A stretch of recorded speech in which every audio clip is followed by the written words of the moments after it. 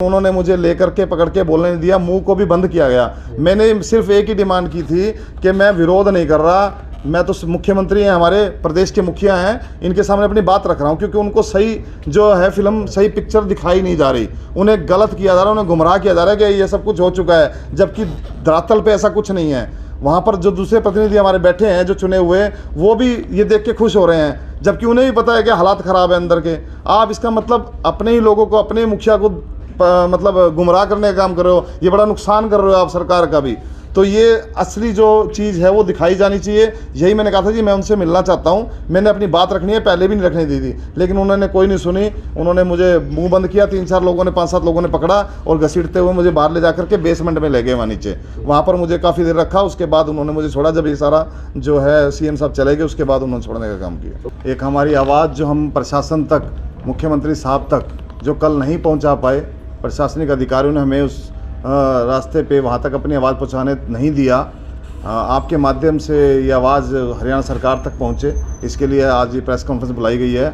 और मेरे साथ में 10 कॉलोनियों के रेजिडेंट्स वेलफेयर एसोसिएशन के सदस्य बैठे हैं, जो शहर के अलग अलग क्षेत्र के हैं। विजयनगर से हमारे बीच में अंजू गर्ग जी और एक मेंबर और आए हुए हैं, ढोगना मोहल्ला से सुमन दीदी और आए हुए हैं, मीरगेट से आरती ठाकुर जी आए हुए हैं, विवेक नगर से हमारे रुपेला जी आए हुए हैं, संत नगर एकता नगर के प्रधान हमारे सतीश ठाकरा जी आए हुए हैं। उसके बाद बैंक कॉलोनी से हमारे महेंद्र गोदारा जी आए हुए हैं, उनके साथी आए हुए हैं। वार्ड 8 से श्यामनगर से हमारे ललित जी आए हुए हैं, और रेडी पटरी यूनियन से भी हमारे कुछ साथी आए हुए हैं, और साथ में बड़ावाली ढाणी से भी हमारे साथी आए हुए हैं, RWA के मेंबर।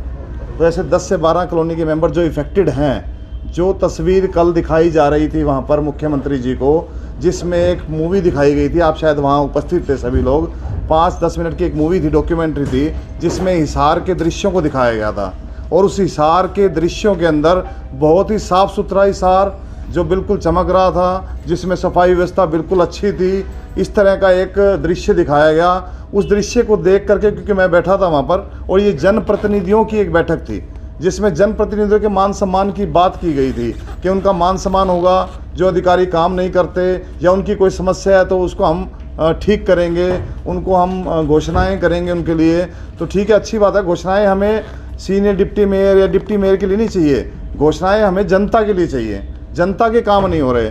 जब वो पिक्चर, मैंने वो फिल्म देखी तो मन में कहीं ना कहीं ये आया कि ये फिल्म जो है वो गलत दिखाई जा रही है, कहीं ना कहीं मुख्यमंत्री जी को या सरकार को जो है वो गुमराह किया जा रहा है। क्योंकि जो तस्वीर वो बिल्कुल बयां कर रही थी वो बिल्कुल उलट तस्वीर हिसार शहर के अंदर है। ढाणी श्यामलाल के अंदर पानी सीवर का घरों के अंदर है, 15-15 दिनों से घरों के अंदर सीवरेज का पानी है। मैं आपको तस्वीर दिखाऊंगा उनकी, तो आप हैरान होंगे। ये तस्वीर विजयनगर की है, सीवरेज के पानी से भरी लबालब रहती हैं लगातार। ये हालात हैं, उस पिक्चर से अलग हालात बयां कर रहे हैं, और जबकि वहाँ पिक्चर दिखाई गई थी वो अलग तरीके की थी।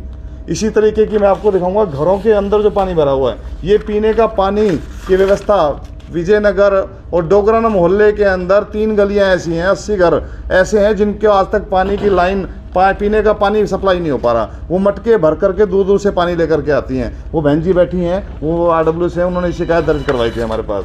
इसी तरीके से आप, ये नई कंप्लेंट्स हमारे पास हैं। इसी तरीके से मैं आपको दिखाना चाहूँगा जो ढाणी श्यामलाल की पिक्चर्स मैं आपको दिखाऊंगा, ये अभी ताज़ा तरीन पिक्चर्स हैं। ये घर के अंदर सीवर का पानी भरा हुआ है, घर के अंदर, एक तो होता है गली के अंदर, ये घरों के अंदर सीवर का पानी है। पिछले दिनों हमने घेराव किया था डिपार्टमेंट के अधिकारियों का, 2 घंटे बैठ करके, उन्होंने 20 दिन का समय मांगा था, हमने समय दिया। जब हमारा अल्टीमेटम पूरा हो गया तो वो कहते हैं कि हमने कहा कि हम तालाबंदी करेंगे आकर, क्योंकि आप किसी काम के नहीं हो। फिर वो मेरे ऑफिस में पहुंच जाते हैं अधिकारी कि आप कल का 10 दिन का समय और दो। वो 10 दिन का समय भी दिया, लेकिन फिर भी काम सिरे नहीं चढ़ा। तो इस तरह की व्यवस्था शहर के अंदर है। आप जो फिल्म दिखा रहे हो मुख्यमंत्री साहब को, वो बिल्कुल ऐसा दिखा रहे हो उन्हें गुमराह करके कि सब कुछ अच्छा चल रहा है, कुछ भी अच्छा नहीं चल रहा। नगर निकाय की ये मीटिंग थी, नगर निगम से संबंधित, बैठिए, नगर निगम से संबंधित जो कार्य हैं उसके अंदर मैं आपको बताना चाहूँगा, हम लोग बात करते हैं सीवरेज व्यवस्था की। सीवरेज व्यवस्था नगर निगम से किस तरीके से जुड़ा हुआ है। डेयरी शिफ्टिंग जो नगर निगम का प्रोजेक्ट है, पिछले 7 सालों से अटका हुआ था, उसके बाद उसकी बोली लगाई गई। बोली लगाने के अंदर भ्रष्टाचार हो गया। भ्रष्टाचार के बाद जब वो भ्रष्टाचार पकड़ा गया तो उस बोली को कैंसिल कर दिया गया। नुकसान किसका हुआ? नुकसान जनता का हुआ। लापरवाही किसकी थी? अधिकारियों की थी। क्या उसके ऊपर कोई जांच बैठी? क्या उन अधिकारियों पर कोई कार्रवाई की सरकार ने? क्या मॉनिटरिंग की गई? हमारे शहर के जो जनप्रतिनिधि हैं उनका क्या फ़र्ज़ बनता है? जो हमारे नेता चुने हुए हैं बड़े, उनका क्या फ़र्ज़ बनता है कि वो जो अधिकारी प्रोजेक्ट सीधे नहीं चल रहे, वो क्यों नहीं चल रहे, उनको देखने चाहिए। जो अधिकारी लापरवाही कर रहे हैं उसके ऊपर कार्रवाई होनी चाहिए, उनको सस्पेंड करना चाहिए या उनके ट्रांसफ़र होनी चाहिए, अच्छे योग्य अधिकारी लाने चाहिए। उसके बाद हम बात करते हैं सफाई व्यवस्था की। सफाई व्यवस्था के टेंडर एक एक साल तक नहीं किए गए। पिछले दिनों मैं जब मेयर साहब के सामने, कमिश्नर साहब के सामने धरने पे मीटिंग के अंदर बैठ गया था उसकी, वो इसीलिए बैठा था कि एक साल तक टेंडर नहीं किया गया। जब टेंडर करने की बात आई तो एयरपोर्ट के पास ज़मीन ले ली, तो वो ज़मीन कहते हैं एयरपोर्ट के पास निकली। ये जिम्मेवारी किसकी थी? ज़मीन किसकी निकली? अधिकारियों की थी कि वो जिम्मेवारी जो वो उस परिधि में नहीं आना चाहिए। मतलब कहीं ना कहीं कार्य के अंदर लापरवाही बरती जा रही है घोर, और नुकसान हो रहा है जनता को। जीवन का अधिकार हमारा एक संविधान के अंदर अनुच्छेद 21 में दिए गए हैं। बाबा भीमराव अंबेडकर जी ने वो संविधान बनाया, उसके अंदर संकलित किया कि स्वच्छ पानी, स्वच्छ जीवन, स्वच्छ वायु देने का अधिकार प्राथमिकता तौर पर प्रशासन का है, लेकिन हमें मिल कहाँ रहा है वो। उसके बाद बात करते हैं हम गरीबों की आजीविका का साधन भी उन्होंने दिया है। आजीविका के साधन में लिखा गया है कि जितने भी गरीब लोग हैं, हर कोई व्यक्ति सरकारी अफसर नहीं बन सकता, उसके पास इतने साधन नहीं होते। हर कोई व्यक्ति पढ़ नहीं सकता, हर कोई व्यक्ति इतना अमीर नहीं कि वो व्यापार कर ले। कोई रेडी भी लगाएगा, कोई सब्जी भी बेचेगा, तो वो रेडी पटरी लगाने वाले जो लोग हैं उनके पास प्लाट नहीं है कि वो अपने प्लाट में लगा लें। वो कहीं ना कहीं ऐसी जगह पे देखेंगे कि हमारे 200-200 रुपये बन जाएं। वो जगह की बात आती है। अब ये जो रोड पर रेडी पटरी लग रही हैं, कल उस पिक्चर के अंदर दिखाया गया कि स्ट्रीट वेंडर का हमने प्रोजेक्ट पूरा कर दिया है हरियाणा के अंदर। हिसार की मैं बात करूँगा, हरियाणा की चलो मैं नहीं करता। कौन सी रेडी का स्ट्रीट वेंडर पूरा कर दिया आपने? हज़ारों रेडी वाले भटकते हैं, कभी उनको उठा देते हो आप, कभी उनका सामान ले लेते हो, कभी वो इधर भागते हैं। अब उनकी वजह से लोगों को भी दिक्कत होती है। उस एक केस हुआ था पिछले दिनों बॉम्बे के अंदर, रेडी पटरी वालों को उठाया गया था, तो उन्होंने सुप्रीम कोर्ट में याचिका दर्ज की थी। तो सुप्रीम कोर्ट के अंदर बेंच ने फैसला दिया था कि आप किसी के आजीविका का आधार छीन नहीं सकते। हाँ, अगर उन रेडी वालों की वजह से कोई दिक्कत आ रही है, किसी रिहायशी इलाके में दिक्कत आ रही है, तो उसको दूर करना प्रशासन का कार्य है। आप इनको स्थायी जगह दो, वो भी खुश रहें, रिहायशी एरिया में ना हो, उनको भी दिक्कत ना हो। वो आज तक क्यों नहीं किया गया? स्ट्रीट वेंडर की बात करते आ रहे हैं हम, रेडी वालों की जगह बनाएंगे, क्लॉथ मार्केट के पास बनाएंगे, ये सिर्फ बातें हवाई की जा रही हैं, कुछ भी काम धरातल पे नहीं हो रहा है। प्रॉपर्टी टैक्स की बात करें, उसमें अव्यवस्था है। एनडीसी के नाम पे भ्रष्टाचार फैला हुआ है। ये बाबूजी हमारे साथ में बैठे हैं, संत नगर एकता के प्रधान है, ये पिछले 1 साल से अपना एक केस लेकर के घूम रहे हैं। ऐसे हज़ारों लोग घूम रहे हैं जो लगातार पैसे दोगे तो काम हो जाएगा, बिना पैसे देके आप चक्कर काटो। तो ये व्यवस्थाएं कौन बना रहा है? मतलब एक पिक्चर दिखाई गई, उसका विरोध मैंने किया। मैंने सिर्फ विरोध नहीं, मैंने उनको, मुख्यमंत्री जी को आवाज़ लगाई। मैं कहा मुख्यमंत्री जी, ये जो पिक्चर दिखाई जा रही है बिल्कुल गलत है, अधिकारी कुछ काम नहीं कर रहे। मैं आपसे बात करना चाहता हूं। पिछली बार भी मैं मिलने का चाहता था आपसे, मुझे मिलने नहीं दिया गया। रात को 8 बजे जीजीयू में बुलाया गया था कि आप अपने लोगों को लेकर समस्या लेके आ जाओ। मैं पहुंच गया गेट पे, लेकिन हमें अंदर एंट्री नहीं करने दी गया। हमने गाड़ी के आगे रुक करके गाड़ी रुकवाने का काम किया और अपनी एप्लीकेशन दी जल्दबाजी में, वो काम नहीं हुआ। आज भी वही, अगर हम वहाँ पहुँचे हैं और जनप्रतिनिधियों के सम्मान की बात कर रहे हैं, मैं भी जनप्रतिनिधि हूँ, लोगों का चुना हुआ हूँ। जैसे मेयर चुने हुए हैं, जैसे विधायक चुने हुए हैं, जैसे मुख्यमंत्री चुने हैं, वैसे मैं भी चुना हुआ हूँ। तो मेरा भी अधिकार बनता है कि मैं अपनी बात, जनता की बात वहाँ तक रखूँ, और नहीं रखने दी जाएगी तो हम किस तरीके से रखेंगे?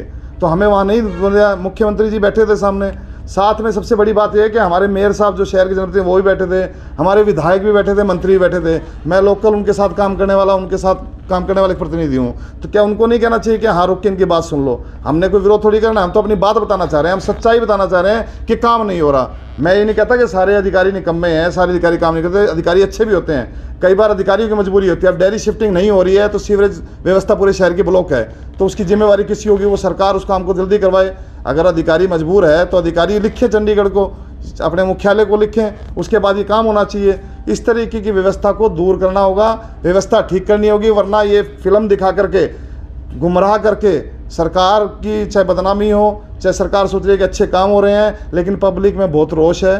फैमिली आईडी में इनकम बढ़ने के कारण हज़ारों बुजुर्गों की जो है राशन कार्ड कट गए, उनको राशन नहीं मिल रहा। हम खुद रोज़ 20-30 बुजुर्गों को लेकर के उनका रिक्वेस्ट डालवा करके ठीक करवाने का काम करते हैं। उसके लिए कोई कैंप नहीं लगाए जाते। वहाँ अगर हो जाते हैं तो लंबी लाइनें लगी हुई हैं, दोपहरी के अंदर बुजुर्ग आए हुए हैं, उनके लिए कोई व्यवस्था नहीं है। तो इस तरह की व्यवस्थाएँ बनी हुई हैं, गरीब लोगों के लिए भी कोई कार्य नहीं हो रहा है। ये सब सब्जबाग अधिकारी दिखा देते हैं और वो देख लेते हैं। मैं तो यही कहना चाहूँगा कि कल की जो घटना हुई वो घटना बिल्कुल शोभनीय नहीं थी। मान सम्मान की हम बात कर रहे थे, एक प्रतिनिधि को आप बोलने का मौका नहीं दे रहे। बल्कि मैं पार्टी के अंदर रह के, मैं पार्टी में इसीलिए आया था कि सुनवाई ज़्यादा होगी, काम और अच्छे से हो पाएंगे। लेकिन यहाँ भी हालात उल्टे थे। मैंने 3 महीने देखा रह करके, 4 महीने देखा, लेकिन काम नहीं हो रहे थे। तो फिर हमें फिर उस तरीके से अपने दम पर जनता को साथ लेकर के मीडिया के माध्यम से प्रेशर बना करके काम करवाने पड़ रहे हैं। तो फिर फ़ायदा क्या उस चीज़ का।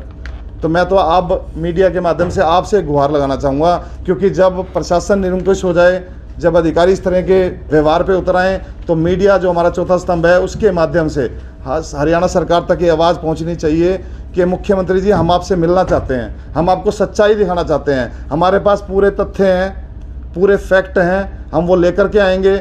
उसके अंदर कोई भी ऐसी वर्बली बात नहीं होगी, पूरे प्रूफ के साथ, पूरी रिपोर्ट के अनुसार। हमारे पास 1-1 साल की फाइलें पेंडिंग है, ये इसके अंदर तारीख लिखी हुई है, बाकायदा रिसीविंग ली हुई है। 2023 तक 23 से फाइलें चल रही हैं और आज 2024 है, और आज के ताज़ा हालात के फ़ोटो भी हमारे पास में है। कोई काम नहीं हुआ। काम कराने का तरीका है, उस तरीके पे भी हम बात करेंगे, समाधान भी है।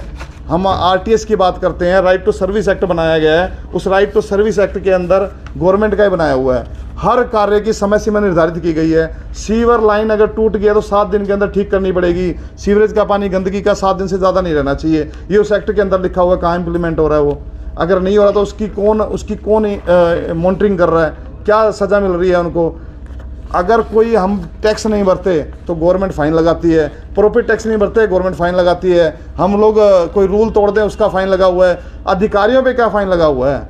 ये काम नहीं कर रहे जो इनको दिया गया है, इसके ऊपर क्या फ़ाइन है? उन पे क्या कार्रवाई है? कोई कार्रवाई नहीं है, क्योंकि कोई सुनवाई नहीं है। और जितने भी लोग यहाँ पे हैं हिसार के अंदर, जो नेता बने हुए हैं, किसी का कोई विज़न नहीं है काम करने को लेकर के। वो सिर्फ अपना गली देख ली या उस तरीके से बोल दिया कि मैं सेवा करना चाहता हूँ। सेवा ऐसे नहीं होती। सेवा के लिए आपको गलियों में जाना पड़ेगा, लोगों से मिलना पड़ेगा, लोगों की समस्याओं पे काम करना पड़ेगा। आरटीएस को लागू करना चाहिए हर डिपार्टमेंट के अंदर, तब जाके काम होंगे।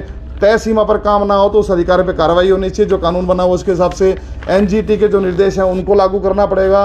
अगर ये सब चीज़ें होंगी तब जा कर के व्यवस्था सुधरेगी। अगर व्यवस्था सुधारना चाहते हैं तो तरीके से काम करना होगा।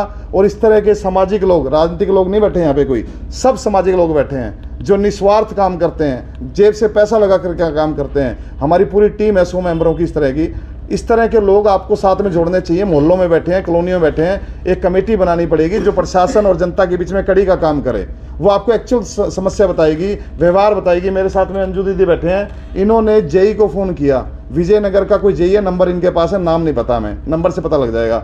इन्होंने कहा जी मेरी गली में सीवरेज का पानी, ये पानी की लाइन डाली है, इसको कब ठीक करोगे, खड्डे हो रखे हैं। उन्होंने क्या लैंग्वेज बोली? उन्होंने ये कहा, मैंने कहा आपने सोमवार का टाइम दिया था, मैंने आपको रिमाइंड करवाया कि सोमवार को आपके अधिकारी नहीं आए कोई भी काम करने के लिए, क्योंकि अब अपने आपको समझते क्या हो।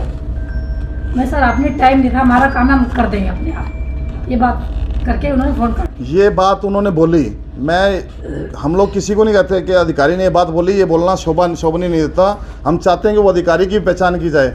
ज़्यादा नहीं तो वो आकर के इस जो मातृशक्ति बहनें हैं उनसे अगर ऐसा बात हो, जनता है ये, इनसे माफ़ी मांगे आकर के, इस तरीके की बात आपने कैसे की।